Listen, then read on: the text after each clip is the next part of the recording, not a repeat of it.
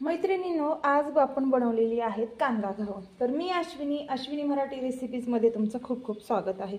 तर ही बनवलेली आहे घावनासोबत खाण्यासाठी आपण चटणी, आणि ही बनवलेली आहे कांदा घावन।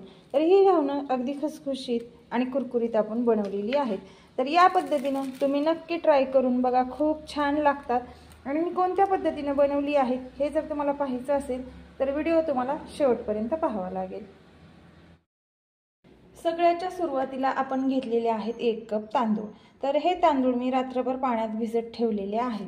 तर इथे बघा, एक मिक्सरचा छोटा जार घेतलेला आहे। आता हे 1 कप तांदूळ आपण यामध्ये टाकून घेतलेले आहे। तर 1-2 मिनिट आपण पाणी न घालता हे तांदूळ बारीक करून घेणार आहोत। तर इथे बघा, या पद्धतीने हे मी 2 मिनिट मिक्सरला फिरून घेतलेलं आहे। आता आपण यामध्ये ज्या कपाने तांदूळ घेतलेले आहेत त्याच कपाने आपण इथे 1 कप पाणी वापरलेलं आहे। तर आता परत एकदा आपण हे मिक्सरला फिरून घेणार आहोत। तर या पद्धतीने इथे बघा, हे पीठ आपण बारीक करून घेतलेलं आहे। 1 कप तांदळासाठी 1 कप पाण्याचा वापर केलेला आहे।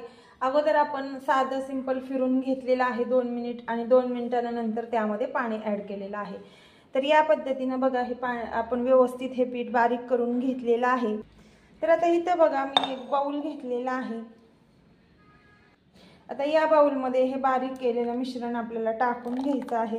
तुम्ही इथं भिजलेल्या तांदळाऐवजी तांदळाचं पीठ वापरलं तरी चालेल, त्याने सुद्धा खूप छान आपला कांदा घावन तयार होतं। कांदा घावन खायला सुद्धा खूप छान लागतं। तर हे बघा, इतपत मी हे पातळ ठेवलेलं आहे पीठ। आपण जितकं पीठ हे पातळ करू तितकं छान असं खुसखुशीत हे घावन बनतं। तर इथे बघा, आता यामध्ये आपण ॲड करणार आहोत बारीक कट करून घेतलेला कांदा, हिरवी मिरची। तुम्ही हिरवी मिरची ऐवजी लाल तिखट वापरलं तरी चालेल। इथं गाजर घेतलेला आहे आणि कोथिंबीर घेतलेला आहे। तर आपण कांद्याचं घावन बनवत आहोत। तुम्ही साधा सिंपल कांदा वापरला तरी इथे चालेल, पण मी या घावनाची आणखीन पोषक तत्वे वाढण्यासाठी, पौष्टिक बनण्यासाठी इथं गाजर आणि कोथिंबीरीचा वापर केलेला आहे। यामध्ये तुम्ही दुसऱ्या सुद्धा भाज्या ॲड करू शकता तुमच्या आवडीनुसार। खूप छान चव लागते कांदा घावनाची आपण यामध्ये गाजर ॲड केल्यामुळे, आणि दिसायला सुद्धा खूप छान दिसतं। कोथिंबीर घातल्यामुळे हिरवं आणि गाजर घातल्यामुळे लालसरपणा याला। तर या पद्धतीने आता आपल्याला 1-2 मिनिट व्यवस्थित हे मिक्स करून घ्यायचं आहे। आता यामध्ये आपण ॲड करणार आहोत चवीनुसार मीठ। तर इथं मी 1 कप तांदळाच्या पिठासाठी आणि 1 कप पाण्यासाठी 1 चमचा मीठ वापरलेलं आहे। हे घावन तुम्ही नाश्त्यासाठीही खाऊ शकता किंवा मग मुलांना टिफिनसाठी डब्यात सुद्धा देऊ शकता। तर आता व्यवस्थित हे मिक्स करून घेतलेलं आहे। आता हे पीठ आपण 1-10 मिनिट यावरती झाकण ठेवून साईडला ठेवणार आहोत व्यवस्थित सेट होण्यासाठी। तर इथे बघा, घावनासोबत खाण्यासाठी आपल्याला आता एक चटणी बनवून घ्यायची आहे। त्यासाठी मी घेतलेला कोथिंबीर घेतलेली आहे, 10-12 लसणाच्या पाकळ्या आहेत, एक 4-5 हिरव्या मिरच्या आहेत, खोबऱ्याचे काप आहेत, डाळवे आहेत, जिरी आहे, मीठ, कढीपत्ता घातलेला आहे, आणि इथे घेतलेला आहे दही। तर त्याचं आपण छान असं सगळ्याचं मिक्सरला वाटण बनवून घेणार आहोत। तर इथे बघा, चटणी बनवण्यासाठी मी मिक्सरचा जार घेतलेला आहे। तर आता मी तुम्हाला दाखवलेलं सगळं साहित्य मी यामध्ये टाकून घेणार आहोत, आणि एकदमच आपल्याला सगळं साहित्य हे बारीक करून घ्यायचं आहे, आणि व्यवस्थित याला दाटसरपणा येण्यासाठी सगळं व्यवस्थित बारीक एकजीव करून घ्यायचं आहे। आता यामध्ये आपण टाकून घेणार आहोत थोडंसं पाणी। तर इथे बघा, एक 4-5 चमचे यामध्ये मी पाणी ॲड केलेलं आहे। तर आता व्यवस्थित आपल्याला हे बारीक करून घ्यायचं आहे। तुम्ही हिरवी मिरची ऐवजी लाल मिरची वापरली तरी चालेल। तर इथे बघा, या पद्धतीने ही चटणी आपण बारीक करून घेतलेली आहे। तुम्ही साधी सिंपल सुद्धा ही चटणी खाऊ शकता, पण या चटणीची आणि अशी छान अशी चटकदार वाढवण्यासाठी याची चव आपण याला फोडणी देऊन घेणार आहोत। तर इथे आपल्या चटणीला फोडणी देण्यासाठी मी तडका पॅन ठेवलेला आहे। तर तो आपण थोडासा गरम झाल्यानंतर त्यामध्ये टाकून घेतोय 1-2 चमचे तेल। तर इथे बघा, यामध्ये मी 2 चमचे तेल टाकून घेतलेलं आहे। तेल आपलं कडकडीत गरम झालेलं आहे। आता त्यामध्ये आपल्याला टाकून घ्यायचं आहे 1-2 चमचे मोहरी। तर मोहरी छान अशी आपली तडतडल्यानंतर त्यामध्ये आपल्याला टाकून घ्यायचं आहे 2 चमचे जिरं। तर इथे तुम्ही अख्खं जिरं न घालता जिरा पावडरचा वापर केला तर खूपच आणखीन छान बनेल आपली चटणी। तर यामध्ये आपण टाकून घेणार आहोत कढीपत्त्याची पाने। परत आपण गॅस बंद केलेला आहे। यामध्ये आपल्याला टाकून घ्यायचं आहे चिमूटभर हिंग। हिंग घातल्यामुळे चटणी आपली खमंग लागते। तर हा तयार करून घेतलेला तडका आपण आता या चटणीमध्ये टाकून घेणार आहोत।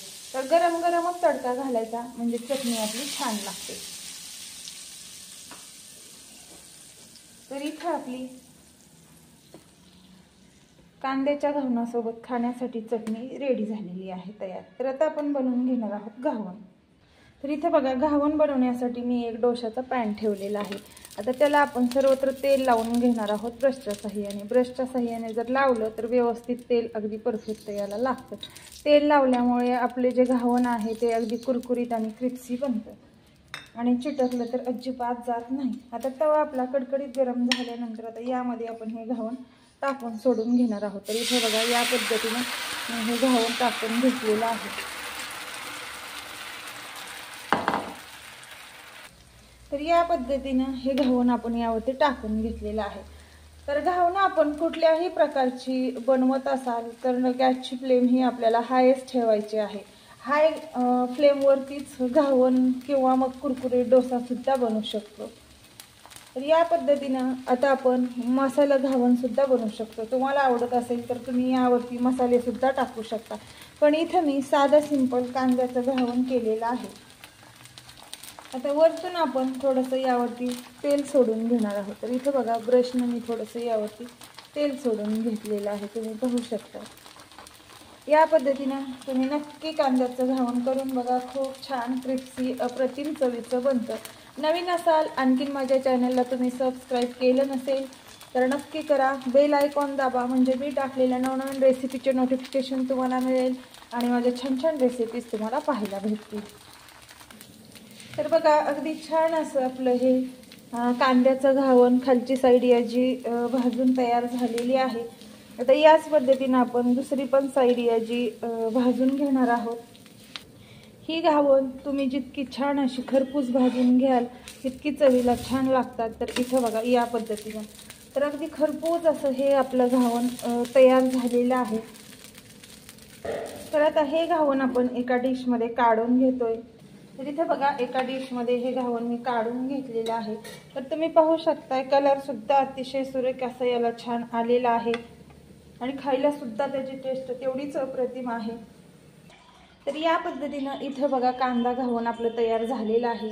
तर कशी वाटली तुम्हाला ही कांदा घावणची रेसिपी ते मला नक्की कमेंट करून सांगा आणि या पद्धतीने तुम्ही ही नक्की ट्राय करा। खूप छान लागतात आणि तसेच हेल्दी पण आहेत। यासाठी आपल्याला काही जास्त अट्टहास सुद्धा करावा लागत नाही। तुम्ही पाहू शकता किती छान क्रिस्पी आपले कांदा घावण तयार झालेला आहे। तर कशी वाटली तुम्हाला ही रेसिपी ते मला नक्की कमेंट करून सांगा। जास्तीत जास्त शेअर करा, लाईक करा। तर चला मैत्रिणींनो भेटू मग अशाच पुढील छान छान रेसिपी घेऊन। तोपर्यंत बाय बाय।